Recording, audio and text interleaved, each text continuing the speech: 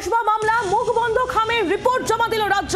তদন্তের অগ্রগতির রিপোর্ট জমা পড়ল হাইকোর্টে। তদন্তের রিপোর্ট দেখতে চায় নির্যাতিতার পরিবার, এমনটাই খবর পাওয়া যাচ্ছে। হাইকোর্টে কসবা মামলায় মুখ বন্ধ খামের রিপোর্ট জমা দিল রাজ্য। তদন্তের অগ্রগতির রিপোর্ট জমা দিল রাজ্য। অর্ণবাংশু নিয়োগী আমাদের প্রতিনিধি, আরো বিস্তারিত জানাবেন। অর্ণবাংশু।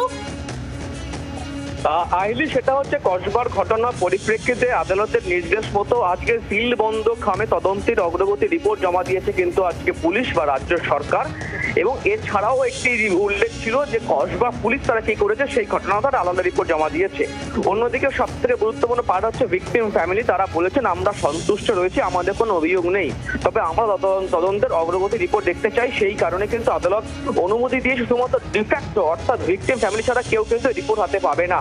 তৃতীয়ত দেখা হচ্ছে যে একটি মামলা করা ছিল সিংহের তরফ থেকে, সেই মামলার আইনজীবী তিনি বলেন যে অভিযুক্তকে কোমরে দড়ি পরিয়ে কিন্তু নিম্ন আদালতে পেশ করা হয়েছে, মানহানি হয়েছে। সেই আবেদনটা ডিসমিস করেছে কলকাতা হাইকোর্ট এবং আদালত বলেছে যদি মানহানি মনে করেন তাহলে অবশ্যই আপনি আইনজীবী মারফত লোয়ার কোর্টে বলুন, এখানে বলবেন না। শুধুমাত্র একটি মামলায় জীবিত থাকে, সেই মামলা পরিপ্রেক্ষিতে আগামী 4 সপ্তাহের মধ্যে পুলিশকে আবারও অগ্রগতি রিপোর্ট দিতে বলা হয়েছে হাইকোর্টের তরফ থেকে। বাংলার আওয়াজ, বাঙালির আবেগ, জি 24 ঘন্টা।